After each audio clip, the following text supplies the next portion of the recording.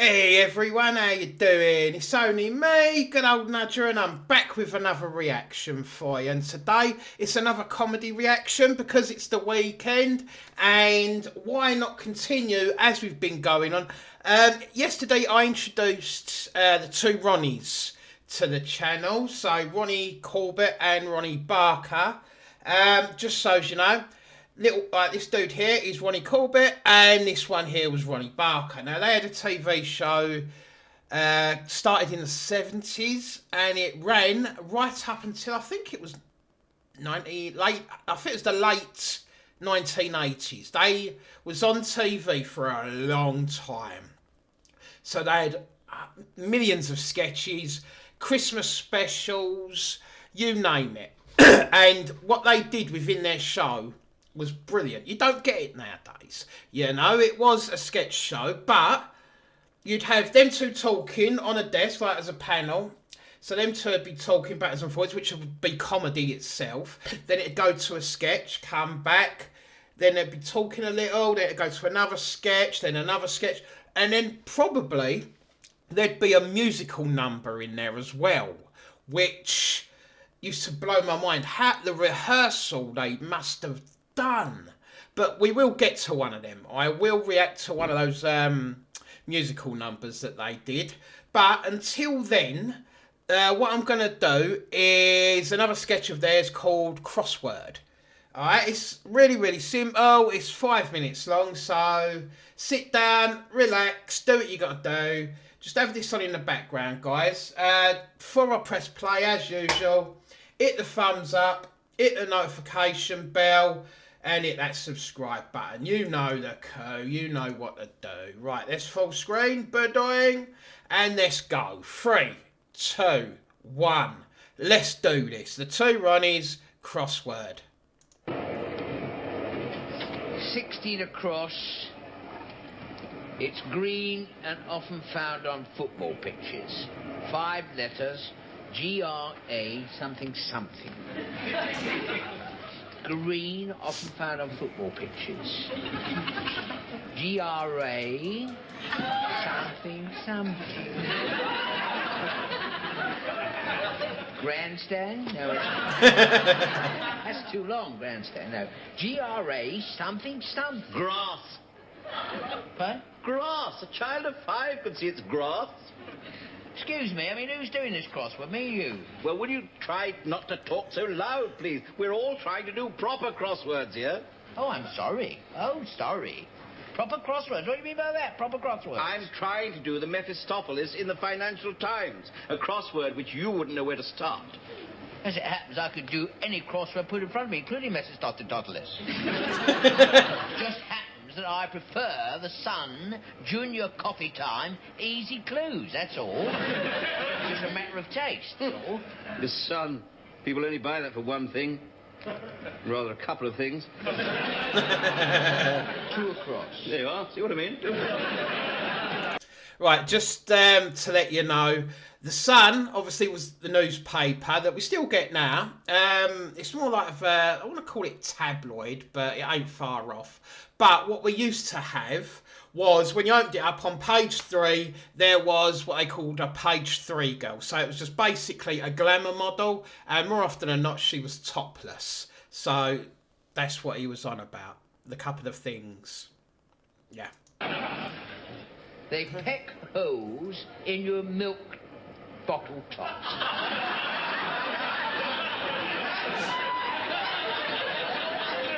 Four letters. Something something T.S. That's a typical Sun clue, that is. Peck holes in your milk bottle tops. Something something T.S. Bats.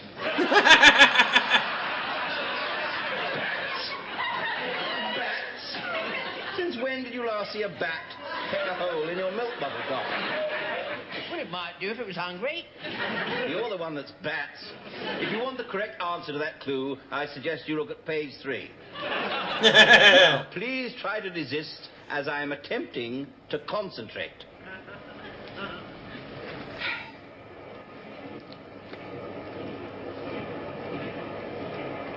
It's red, it smells, and it's often picked in the garden. 4 letters, something, O-S-E.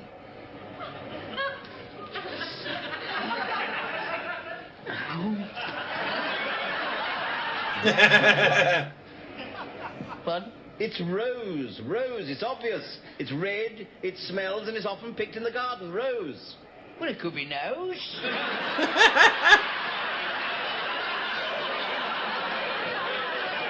I've never seen anything like that crossword. I've really never seen anything like... I mean, you've got it all absolutely wrong. I mean, look what you've got here, look. Place where fish are kept, you've got coop. I mean, when did you last hear of fish being kept in a coop? Co-op, yes, fish. Co-op. Fish are kept for co-op. What's this one here? You've got a strange animal found in a hive. You've got queer bee. Well, but it's queen. Well, it's the same thing. Oh, no, it's not. Certainly not down my road, it's not.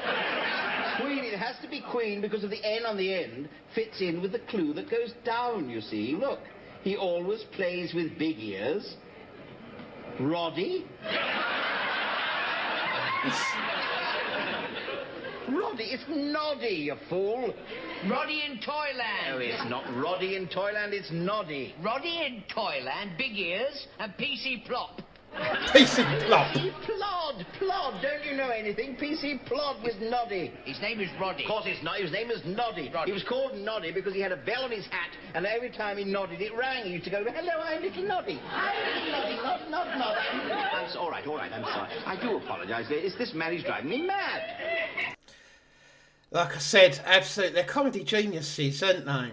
You know, and when do you... I mean, nowadays, what do you get nowadays? You have stand-up comedians. You don't get anything like this. None of them know what they're doing enough to do these, you know? It's a complete different breed of comedian from back then, like the 70s and 80s, to nowadays, you know? Nowadays, because these type of actors were raised like doing theatre, you know, and television and variety, and believe it or not, a lot of them, and now I'm going to go back here, I'm going to show my age a little bit, but a lot of them learn a lot of their craft in the army, believe it or not, because they'd end up in their, what they called it, it's like the theatre corps or something like that, theatrical corps of the army, and they put on shows. You know, a lot of the greats started that way. Norman Wisdom, Kenneth Williams, who else? Peter Butterworth, who was in the Carry On movies. You know, like so many people. I mean, obviously there's a hell of a lot more. Don't get me wrong, there is a lot more. Bob Monkhouse, Des O'Connor, all of them type of people all went through the army and learned and ended up going into comedy whilst in the army or when they come out, and they do season after seasons they'd be doing all over the country in all the top towns, you know, where everything was big. Now I don't think comedians have to. You just left. I mean, don't get me wrong. Stand-up comedy is hard. I'm not going to say stand-up comedy is easy because no, I couldn't do it. I don't think. I mean, I'd fall flat on my face. I mean, I'm talking to a camera right now, but that's not a live audience that's going to laugh, giggle, tell me I'm crap, tell me to get off. Do you know what I mean? So, but I'm just basically emphasising it's a different breed. These were two men that were a different breed of comedians to what we've got now. So, anyway, let's continue. I've only got one clue left. Oh, good. Terrific. Now, look, ladies and gentlemen, if we just help him with this last clue, do you think he'll shut up? We'll ask him. If we help you with this clue, will you shut up? I promise. Oh, good. He's promised. Go on, then. What's your last clue? Go on. 6 across, 4 letters, often found in the bottom of a bird cage.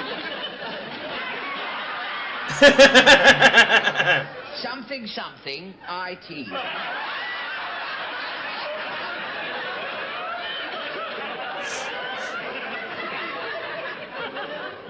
Grit. Excellent. Great, of course. Has anybody got a rubber? I love it. I love it. I like the fact, yeah. See, that's where the comedy comes in. The non-opposite put the swear word at the end, you know? It's almost like the punchline. Absolutely fantastic. Fantastic. Right, I'm going to leave it there, guys. I'm not going to waffle on any more for you. I think you've heard enough of me for one video. Take care, and I'll catch you on the next reaction.